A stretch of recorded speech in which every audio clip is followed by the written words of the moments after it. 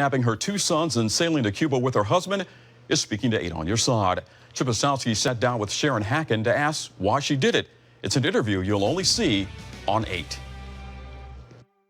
And I loved him. I didn't want to believe that he was crazy. That's one of the things that I was in big denial about. Looking back, I'm like, gosh, how did I not see it?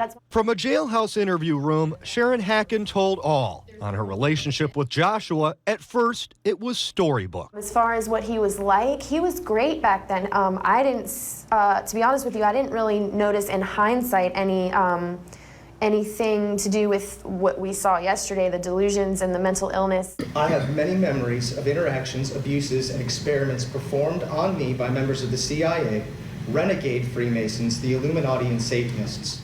Joshua Hacken revealed some of his issues at Thursday's sentencing. Sharon says after the couple got into trouble in Louisiana, they began traversing the country, running from the law, trying to reunite with their children, Chase and Cole.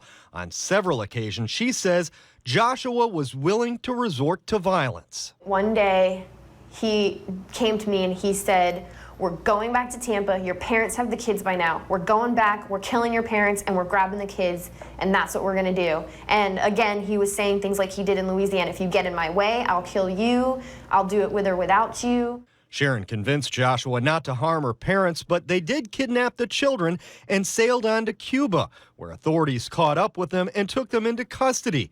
She hopes one day to be reunited with her kids in some capacity. How old are your boys now? Now they are 4 and 6. Miss them? Absolutely. I miss them every day, every minute of every day. Talk about that. It's rough. It's rough. In fact, a lot of girls in jail don't talk about their kids, including me. I do every now and then, but because it is so hard.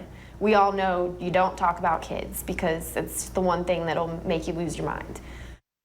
And Sharon Hacken told me she knows she should have done things differently. She knows she should have left Joshua and should have gotten help sooner. As far as the boys, they are now in the custody of a family member. Well, Chip, what was her demeanor, obviously, now that she's behind bars and will be for quite some time? Well, you saw the setup there. She was sitting behind glass. There was a deputy on each side. She was amazingly calm, very honest, and I've got to tell you, there was not one question that I asked of her that she didn't answer.